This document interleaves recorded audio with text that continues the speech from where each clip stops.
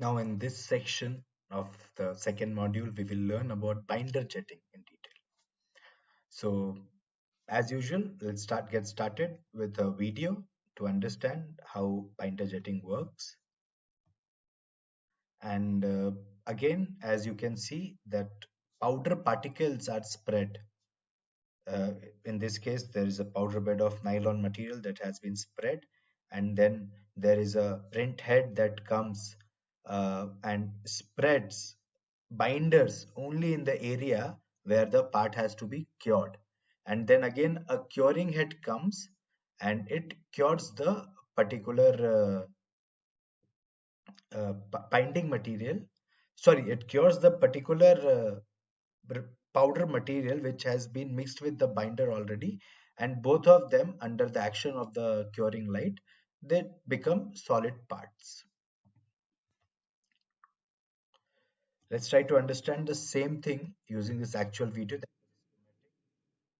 An actual video, a 3D CAD model has been loaded in the virtual build environment, and powder is now being fed in the machine.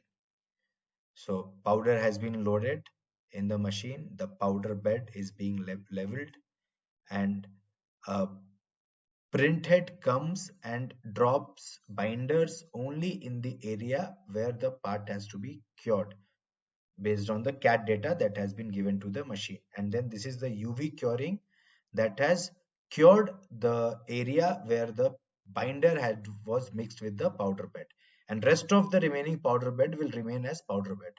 But this particular area where the binder was mixed and it was cured using that laser light, sorry, using that UV light, that has become solid now. And rest of the powder that will be again extracted and it can be reused. But the part, this is how the part will look like. So it's again a very simple process, just like powder bed fusion. The spreading of powder happens, but instead of melting it or sintering it using a laser source, a binder comes and binds the powder particles only in the selected area, and then a curing light comes in the form of a UV light, and then it cures that to make solid parts. And most of the polymers which are being used in this technology are nylon and metal also. Binder is being used for metal also. Now, what is the advantage of using binder jetting is uh, that the complexity and the capability to produce very fine resolution components is equivalent to powder bed fusion, but it is much faster and affordable than powder bed fusion. So it is a more affordable technology. And also the mechanical properties are very much better than compared to other techniques of 3D printing.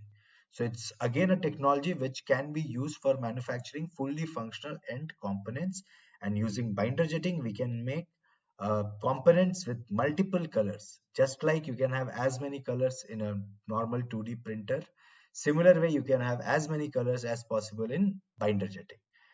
And the raw material wastage is really less as compared to all the other additive manufacturing process, and it can easily be integrated with any of the foundering techniques which are traditionally or conventionally being used.